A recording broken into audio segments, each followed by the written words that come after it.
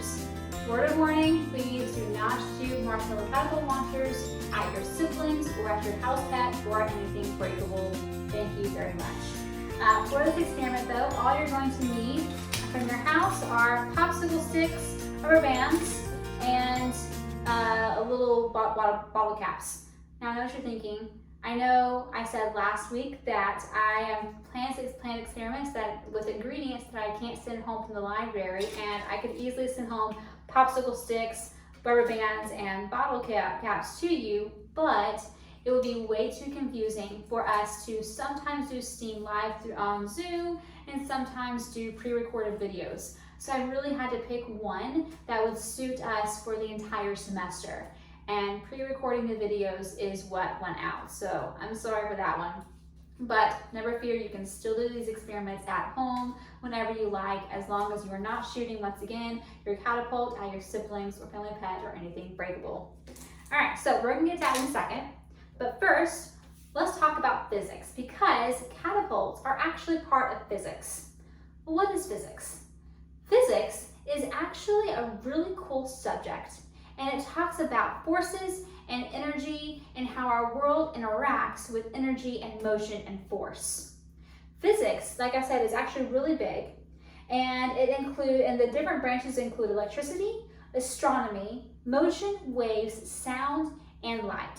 Physicists or scientists who study physics, they can study anything from the smallest atoms and particles in our universe to the largest stars in our universe. Some of the most famous physicists have been both Isaac Newton and Albert Einstein, actually.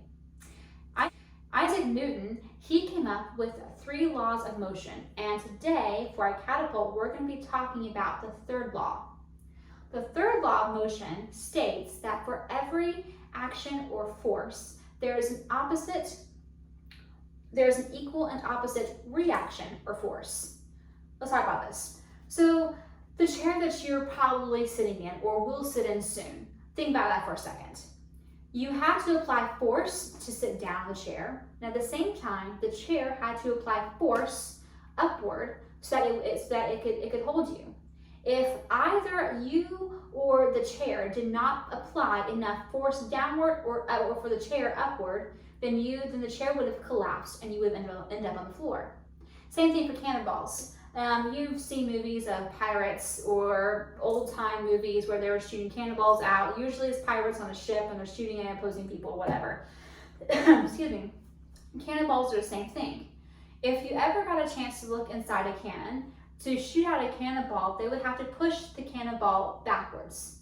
And the force of shooting the cannonball forwards was the same amount of force as the air that was pushing the ball backwards. And that is what made the cannonball shoot out of the cannon. We're going to apply something similar to our experiment when we make our catapults.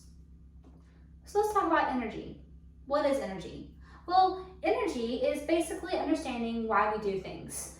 It's not something you can see or touch. It basically helps scientists understand the world around us and how and why things work in the world around us.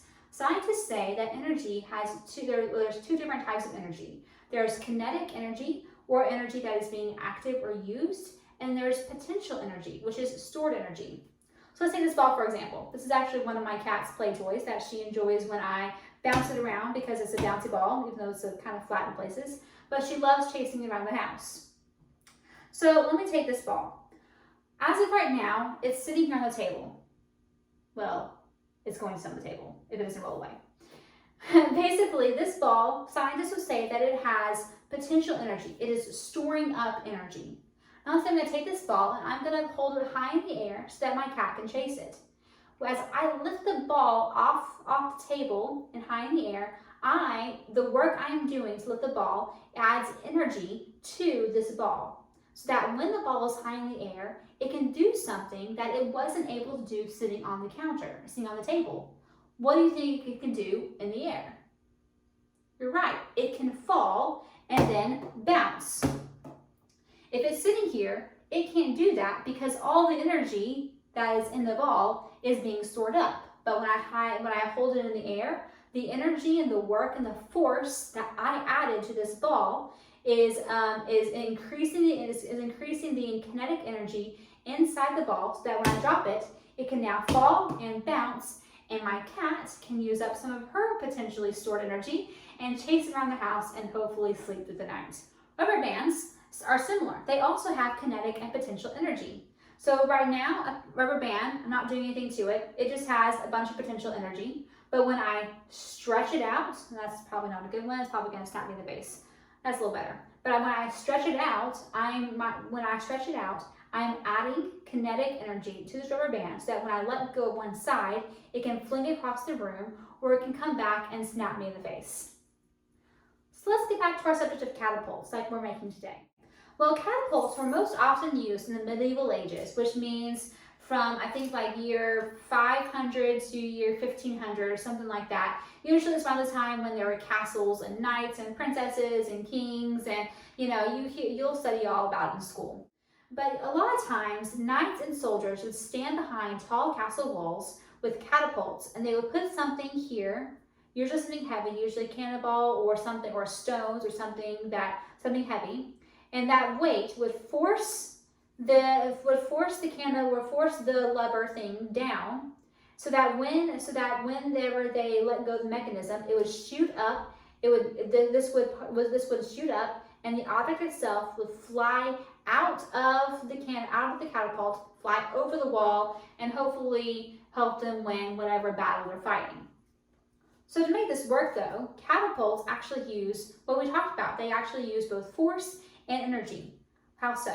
Well, first we talked about in Newton's third law of motion that every action or force has to have an opposite or equal reaction or force. So as you're putting something into here, into this little firing area, and it's being pushed downward, you have a force that is pushing this lever downward to the ground, and at the same time there is a force that is pushing it upward.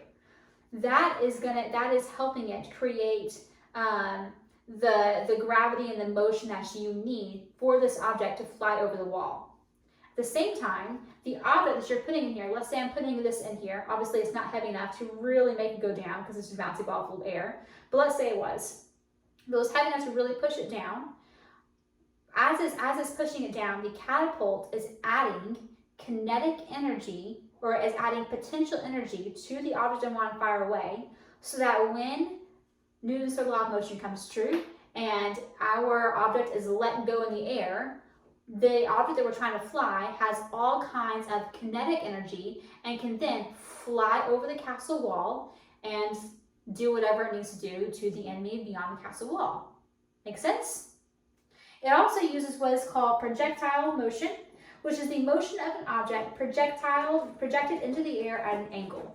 So this isn't going to go straight up in the air. It's going to go outward over the castle wall like that.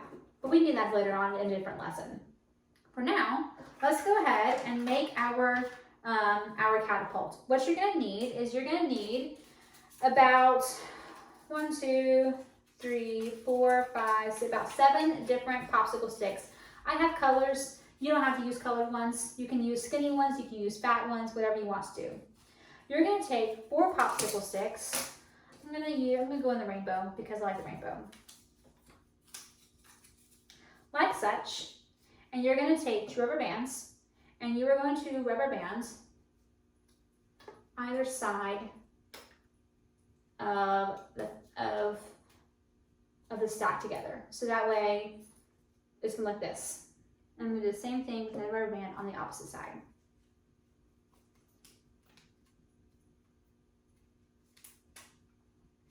Like this.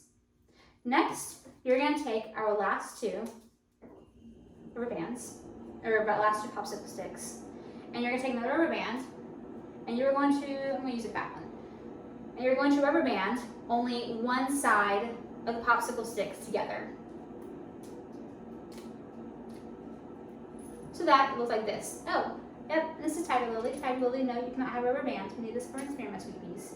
Tigers, hey, tigers, tiger, tiger. You gonna do it? Nope. Okay, you're not gonna go?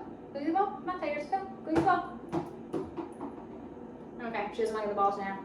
She will later on tonight when I'm trying to sleep. She will. But anyway, we have our popsicle sticks here. I'm gonna take our stack of popsicles as we just got.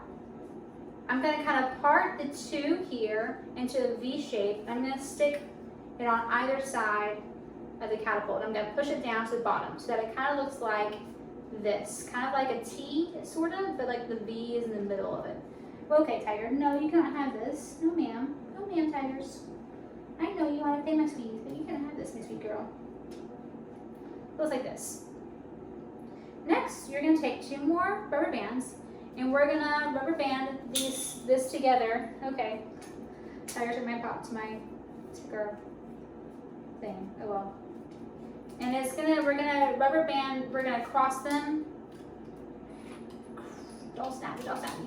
Cross them like this so that it can hold it in place. And we do the same thing with this right here, if I can figure out how to do that. Yeah, like this. So the end result, it is crossed like this. Next, you're going to take a bottle cap. I'm going to take this one off right here. And you are either going to need a parent's help with a hot glue gun. Do not use a hot glue gun by yourself. Always, always, always, always, always, always get a parent's help before using hot glue gun. Hot glue can burn you very seriously. Do not use it by yourself. So you're going to get a parent's help to use a hot glue gun, or you're going to do what I did. You're going to do a shortcut, and you're just going to get a little bit of masking tape. Pull masking tape on the end of your catapult. Stick the bottle cap at the top. The hot glue gun will make the bottle cap stick better. Very top. And then you just kind of load it with maybe pom-poms or some marshmallows or anything small that you can find like that, and you let it fly. The lower you have your stack of sticks right here will help bend your catapult back farther so that your objects will fly farther. You could also try stacking more popsicle sticks up here to make it a little bit higher, and so you'll give your lever here some more room to lean backward, which will make it fly even farther. But yeah, and I want to encourage you guys to play around with catapults, play around with different kinds of catapults, see what all you can make, because this is a really fun and creative science experiment you can do, as well as it involves a little math. So don't be afraid, try lots of different kinds. That was my cat playing with bottle cap, and have some fun. Bye everyone.